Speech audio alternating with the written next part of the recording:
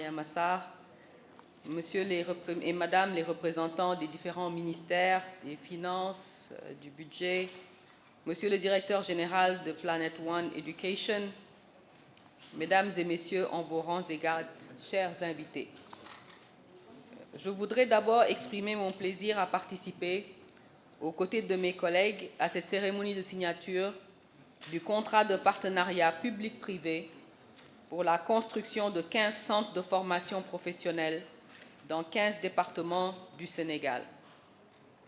J'aimerais également saisir cette occasion pour saluer notre parfaite collaboration ainsi que l'engagement remarquable des services du ministère des Finances et du Budget auprès de l'Unité nationale d'appui au PPP, un nouvel organe au sein du ministère de l'Économie, du Plan et de la Coopération, chargé d'apporter l'expertise nécessaire pour les PPP aux autorités contractantes. Et le plus grand absent de ce rendez-vous, c'est M. Lamine Lo, qui est en transit depuis le Qatar et qui, je sais, avec ses équipes ici présentes, qui ont beaucoup travaillé sur ce dossier. Je souhaiterais préciser que ce contrat est le premier signé au titre de la nouvelle loi PPP de 2021 et son décret d'application. Donc pour nous, c'est un moment très fort puisque ça montre que le Sénégal a un cadre réglementaire attractif qui permet aux investisseurs de venir chez nous et de se sentir en sécurité. Il symbolise la pertinence et l'efficacité de cette importante réforme du cadre légal des PPP, réalisée sous le leadership et la vision de son Excellence, le président Macky Sall. En effet, le chef de l'État, à travers le PSE, référentiel de la politique économique du Sénégal, met un accent fort sur la mobilisation du financement privé comme levier de développement. Si vous vous souvenez bien, le PAP 2A, qui est le plan d'action prioritaire ajusté et accéléré, avait 39% de son budget estimatif de 14 000 milliards. 39% étaient réservés au secteur privé. Et là, comme vous le savez, nous sommes en train d'élaborer le PAP 3, qui est la troisième phase du PSE. Et dans ce PAP, nous voulons qu'au moins 50% puissent aller au secteur privé, aussi bien national qu'international. Cet engagement a créé un cadre incitatif en vue de mobiliser davantage le secteur privé, a été réaffirmé lors de 2 sommets récents au mois de janvier. Vous vous souvenez que nous avons tenu au Sénégal le sommet Dakar 2 qui parlait de souveraineté alimentaire, donc des investissements structurants dans l'agriculture. Et juste après, nous avons tenu le sommet sur le financement des infrastructures. Et durant ce sommet, un portefeuille de projets a été présenté. Et le Sénégal dit que nous avons besoin, après les investissements majeurs qui ont été faits par le gouvernement, que le secteur privé puisse prendre le relais, aussi bien dans la souveraineté alimentaire, la mobilité, le développement du capital humain à travers la formation et bien évidemment la transformation de nos ressources énergétiques, que ce soit le gas to power ou gas to industry. La loi sur les PPP et celle sur les agropoles et les zones économiques spéciales participent à cette dynamique, visant à créer une émulation favorable à l'émergence de champions pour porter les objectifs d'une croissance inclusive, gage d'un bien-être économique et social.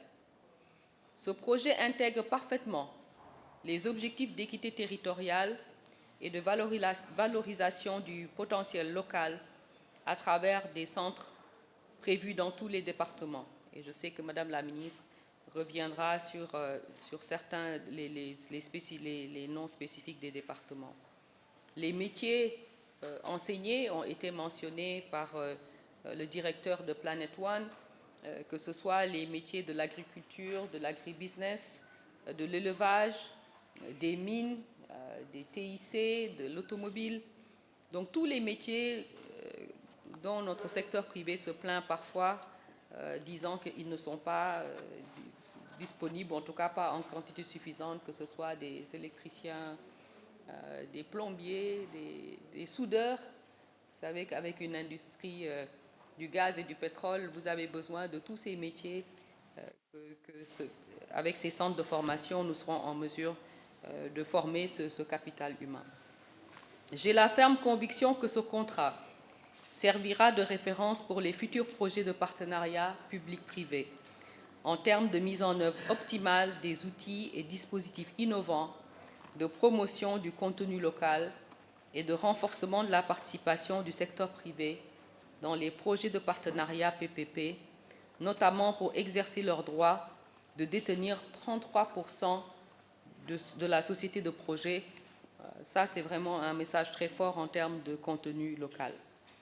Ce contrat de partenariat qui sera signé sera à un paiement public avec des objectifs de disponibilité et de performance des bâtiments et des équipements fixés au privé pendant la période de 8 ans et demi de gestion de ces 15 centres. En effet, dans ce projet, c'est le secteur privé qui s'endette pour financer et construire, et ensuite, ils sont rémunérés sur la base de la disponibilité des infrastructures et des services. Donc, nous sommes là sur un alignement d'intérêts entre le privé et l'État pour avoir des services de qualité dans la durée. Le contrat est issu d'une offre d'initiative privée qui a fait l'objet de toutes les étapes de contrôle et de validation des intérêts du Sénégal en conformité avec la nouvelle loi. C'est l'occasion de remercier toutes ces structures, notamment le comité interministériel à travers son président Oumar Sambaba, le SGPR, les services du ministère des Finances et du Budget, la DCMP, la TPB, et du ministre en charge de l'aménagement du territoire, notamment l'ANAT. Pour disposer des meilleurs standards, j'aimerais souligner le rôle extrêmement important joué par les partenaires au développement, notamment la Banque mondiale, Mastercard, l'USAID et l'UNCDF, que nous remercions pour leur appui à notre département UNAP, qui est en charge des PPP.